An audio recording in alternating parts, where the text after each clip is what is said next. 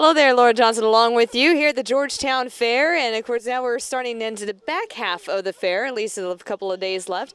I have with me Fair Board President Don Hackler and of course a nice little special guest. Who is this, Don? This is one of my twin granddaughters. This is Kendall Lubinsky, and her sister Madison's the shy one. She doesn't really want to join us yet, but they just came to the fair this afternoon again. I guess their dad's going to be one of the master of ceremonies tonight for the Craig Wayne Boyd concert. That's fantastic. Now, may I mention that it's not just sisters, it is twin sisters. Gracious. Exactly, twin sisters, and they were 2 years old in February. Oh my goodness. Now, what day? February 10th. Okay, well, let's see, mine's the 4th, so we were making sure we didn't have any birthday buddies here.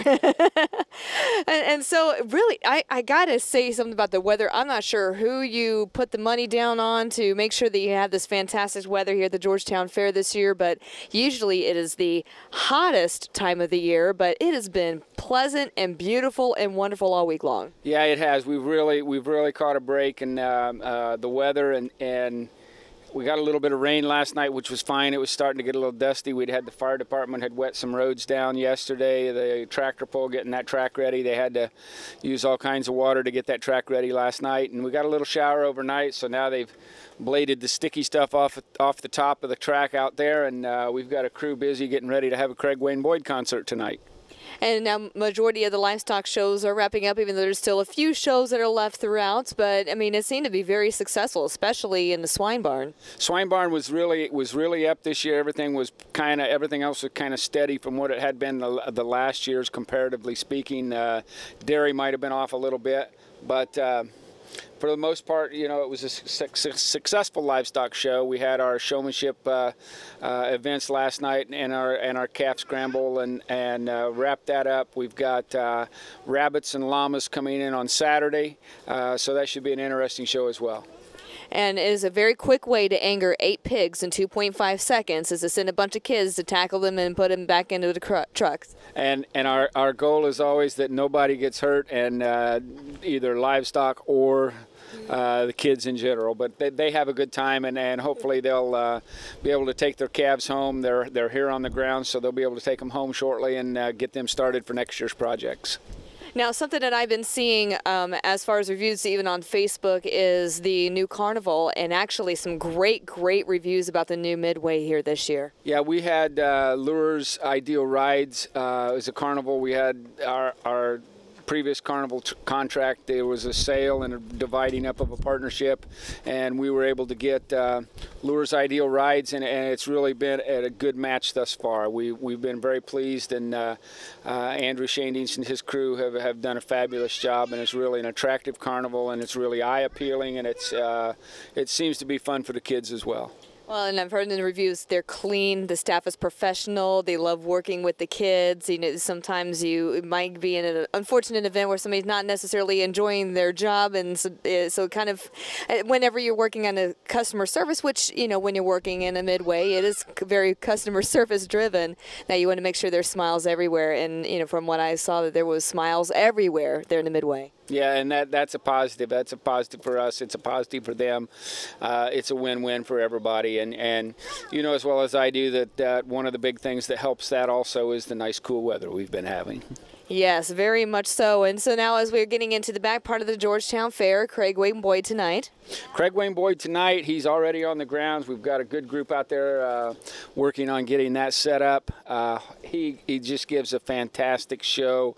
The setup crew just finished lunch with his stage crew and the band members and so on, and it really seems like it's going to be a wonderful evening, and there's plenty of tickets still available, so hopefully we can draw a large crowd tonight. And, of course, coming up tomorrow is motocross, and then Saturday wrapping up. I can't believe that we're on the backside of the Georgetown Fair right now. We're thinking 3 days left. Demolition Derby coming up in just a couple days. We've got motocross tomorrow night, and we'll tear down the stage after the concert tonight, and about early tomorrow morning they'll start hauling dirt to build that motocross track. Last I talked to them, they were talking about hauling till about noon, and whatever dirt they could get hauled in that time would be the track they would build. Saturday, you know, looks like weather's going to be very cooperative. We talked to the contract provider for the demo derby on Saturday. He's had a great response so far, so we're really looking forward to Thursday, Friday, and Saturday as we finish up Fair Week. And another plus, I mean, compared to even just my personal experience by going to other fairs, is that you're keeping the gate prices reasonable, the grandstand cost reasonable. I mean, for free parking, first off, and tickets that are to get into the gate are $3 for adults. You know, you're looking at 6 to 11, it's $1, and then under 6 is free. So I mean, you try to keep it as reasonable as possible when some fairs are doing $5 for parking and $10 for adults.